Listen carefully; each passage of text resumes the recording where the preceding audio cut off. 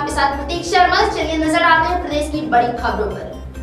उत्तर प्रदेश की सरकार अपराध रोकने के चाहे लाख दावे करे, मगर धरातल पर आते आते वही दावे कहीं न कहीं खोखले नजर आते हैं, बेबुनियाद नजर आते हैं। जी हाँ, हम बात कर रहे हैं उत्तर प्रदेश की राजधानी से सटे हुए मोहान क्षेत्र की, जहां पर अपराधियों के हौसले इतने बुलंद हैं कि जहां एक तरफ आज पूरी दुनिया कोरोना जैसे संक्रमण के खतरे से जूझ रही है, वहीं मोहान के कुछ दबंगों ने, कुछ भू माफियाओं ने इसको एक अपॉर्चुनिटी के तौर पर लिया, एक मौके के तौर पर लिया और एक दलित के घर पहुंचकर उसको बुरी तरह से मारा पीटा, सिर्फ उसकी संपत्ति, उसकी दुकान पर कब्जा करने के लिए, अवैध कब्जा करने के लिए।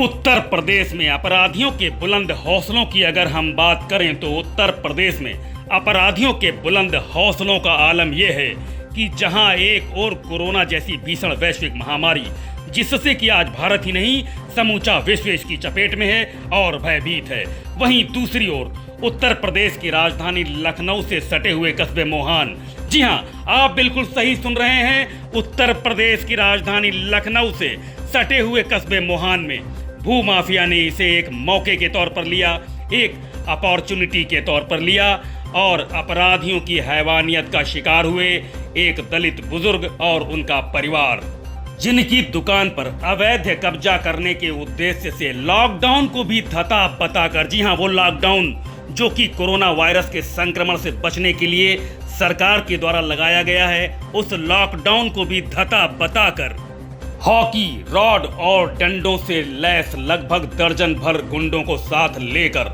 बुजुर्ग और उसके परिवार पर हमला बोल दिया।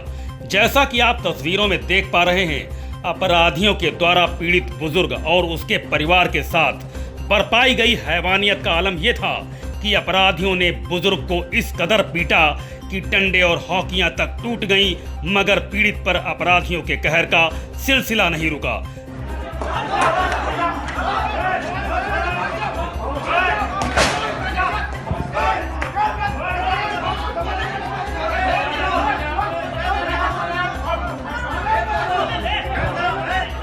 जिसके बाद वहां पूरे इलाके में दहशत फैल गई। बातचीत के दौरान मोहान के कटरा मोहल्ले के निवासी गंभीर रूप से घायल दलित बुजुर्ग हरीश चंद्र रावत ने बताया कि उनको हरिजन कोटे के अंतर्गत एक दुकान परिवार का भरण पोषण करने के लिए सरकार द्वारा प्रदान करी गई थी, जिस पर काफी दिनों से क्षेत्र के ही निवासी दबंग भूमाफिया पप्पू गुप्ता और मुनीश गुप्ता की नजर थी और लॉकडाउन के दौरान मौके का फायदा उठाकर पप्पू गुप्ता और मुनीश गुप्ता ने हॉकी डंडे और रॉड से लैस लगभग दर्जन भर लोगों के साथ दिन दहाड़े ही बुजुर्ग और उनके परिवार पर जानलेवा हमला कर दिया। मोहान पुलिस चौकी से चंद कदमों की दूरी पर अपराधियों द्वारा अंजाम दिए गए इस जानलेवा हमले में बुजुर्ग व्यक्ति गंभीर रूप से घायल हो गया और उसके परिवार में उनकी पत्नी, बेटे और बेटी को भी इस घटना में चोटें आ गई।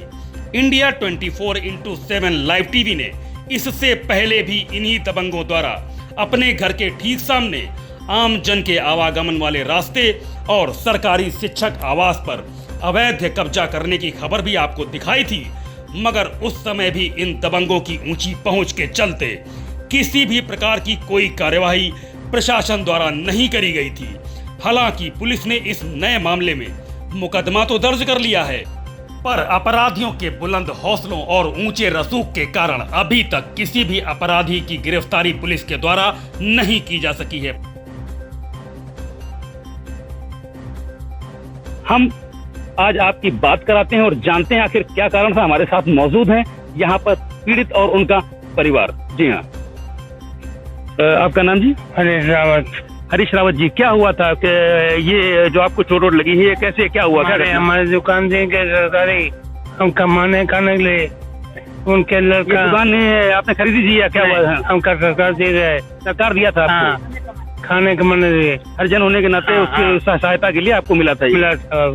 फिर उनके लड़का पप्पू गुप्ता हम मारे, उनके लड़का फिर मारे, लड़का मुनीश के भाई, पप्पू के मुनीश भाई उनके लड़का उनके लड़के मारे पर टमाटर अच्छा, कि उन्होंने बोला कि मार डालो इनको, यही से गाड़ दो, गुजकान से मार के गाड़ दो। हाँ, गाड़ दे हम मार मार के गिरा देना है, हम कमाने मेरे और मारे। आपकी पत्नी को भी मारा? हाँ। आपकी पत्नी मौजूद है यहाँ पर? ये आपकी पत्नी? क्या नाम है आपका? हमारी निर्मला जी, क्या हुआ था ये पूरी घटना बताइए, क्योंकि इनकी आवाज छोटी होने की वजह से सही से नहीं आ पा रही, आप बताइए। हमारा मैका नाम है, हमका बहुत मारे, हमारे मनाई के मारे, हमारी जगह क्या हमारी जगह रहा है, हमारी सरकार हमको खाने कमाने दिया रहा है, सरकार ने दिया था? सरकार हमको खाने कमाने लिए जबरदस्ती किया, हमको जबरदस्ती करके मारा है, हमको चिचिया मारे, हमारे लड़का मारे, हमारे मनाई के मारे, हमारे छोटे छोटे बच्चे हैं, को हमारे मनाई को खिला खवाई, को हमारे बच्चे के खिला खवाई, तो नंगी कर दे, पेपर दे के हमारी झुमकी हमारे कप भी निकाल ली, पहले भी निकाल ली, ये थार भी डाली, हम लोग चिचागत करके हमको मारी। कौन लोग थे वो? गुप्ता ही, गुप्ता लोग, कौन? कलवार, पप्पू, मुनीस लड़का, पप्पू लड़का। पूरा नाम बताइए, कौन है लोग? पप्पू गुप्ता और मुनीस गुप्ता, और 2 लड़के हैं उनके, 2 लड़के पप्पू के हैं, 2 लड़के मुनीस के हैं। हाथी लेकर आए, हाथी ला रहा है, बांध के ला रहा, गठरी बांध के हाथी ला रहा, हाथी कुल्हाड़ी सगरी उजारे लाए, हमको पीते लाग मारे लग पछे।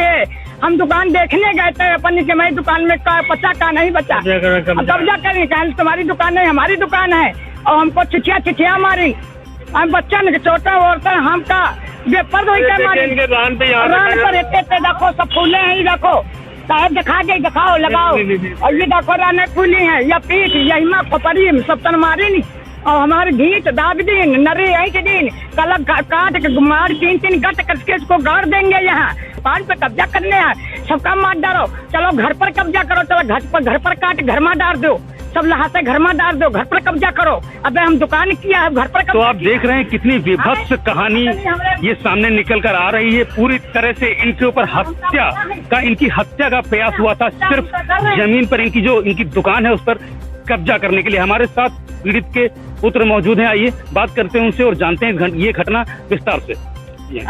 मेरा नाम बलराम है, मैं उनका छोटा पुत्र हूँ। मैं दुकान पे मतलब पापा मम्मी और थोड़ा सफाई करने के लिए हम लोग गए, देखते हैं कि अंदर से ये लोग मतलब दीवार को तोड़ दिए थे, तो हम लोग देखने गए थे, सफाई करने के लिए आज से दुकान खोलेंगे ताकि ये लोग घर से आए। पप्पू गुप्ता और उनके 2 लड़के अर्पित गुप्ता और उनको टिल्टी गुप्ता और मुनीस उनके 2 लड़के रजत भी आए, और सब आए और अवैध तरीके के हथियार भी लेकर के आए।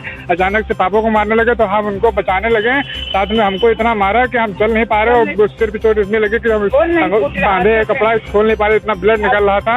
और फिर अपनी जान बचाने के लिए भागे, तो जब चल रफ्तार करो रास्ते में भी मारे, घर तक भी रफ्तार करके लाए, और उसके बाद पापा को अकेले वहाँ पकड़ के मतलब रोड पे इतना बिठरा के मारे हैं कि बता नहीं सकते। और मेरे यहाँ के जो क्या नाम था उन अपराधियों का जिन्होंने इस तरह की हरकत को अंजाम दिया, घटना को अंजाम दिया है? सर उनका नाम पप्पू गुप्ता था, उनके 2 लड़के अर्पित गुप्ता और टिल्टन गुप्ता, और उनके चाचा मुनीस और उनके 2 लड़के रजत गुप्ता और एक छोटा लड़का था। सारे लोग अवैध तरीके का हथियार लेकर के आए थे और उन्होंने सबको मारा बहुत बुरी तरह से। मेरे पापा पैरालिसिस के मतलब लकवा मार के चल नहीं पाते हैं, बोल नहीं पाते हैं, उनको गिरा के मारा गया, मतलब किसी के ना होने पर भी ऐसा किया गया। और हमको भी ऐसा मारा कि हम इतने छोटे हैं, हम कुछ कर नहीं पा रहे, तो अकेले हम क्या करते, 7-8 लोग अकेले करके सब लोग को 3-4 लोग को मार रहे थे, तो हम लोग कुछ कर नहीं सकते।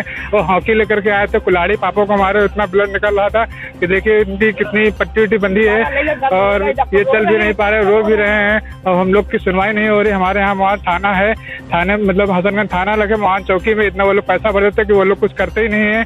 और ये थाने में मतलब हमें 24 घंटे से ऊपर हो गया, अभी कोई सुनवाई नहीं हुई है, और हम लोग मतलब वहाँ मुकदमा दायर कर चुके हैं, तो वहाँ भी कोई सुनवाई नहीं हो रही है। सर हमको न्याय दिलाइए और हमारे आगे कार्रवाई करिए सर। तो आप पुलिस के पास गए थे? आप? जी पुलिस के पास में गया था, सारा दिन वहाँ FIR दर्ज कराया ताकि शाम को FIR हमको मिली, लेकिन वहाँ 24 घंटे के ऊपर हो चुका और हमारे खिलाफ कोई कार्रवाई नहीं हुई है, उनको ना ही पकड़ा गया है, वो लोग सब फरार है। अपराधियों की कोई पकड़ नहीं हो पाई? उनकी कोई पकड़ भी नहीं हो पाई और ना ही पता चला वो कहाँ गए हैं। वो सब लोग घर पे हैं, वो लोग धमकी भी दे रहे हैं, और धमकी भी दे रहे हैं मोहल्ले से कि मतलब अभी घर पे मारेंगे आके, अभी दुकान पे मारे हैं, और दुकान पे जाओगे तो बोटी काट के वही गाड़ देंगे, ये है वो है, सब सारी चीजें कराए, और वो लोग फरार हैं सर। अभी कोई कार्रवाई नहीं हुई, 24 घंटे से ऊपर हो चुके।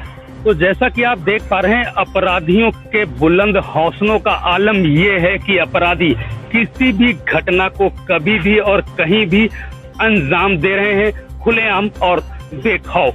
कैमरामैन विपिन द्विवेदी के साथ Pawan Tripathi, India 24/7 live TV Lucknow. बने रहिए हमारे साथ और भी खबरों के लिए लगातार, क्योंकि हर खबर पर है हमारी नजर। तो खबरों का सिलसिला यूं ही चलता रहेगा। मिलते हैं नई खबरों के साथ, तब तक के लिए आप बने रहिए इंडिया 24/7 लाइव टीवी के साथ। नमस्कार।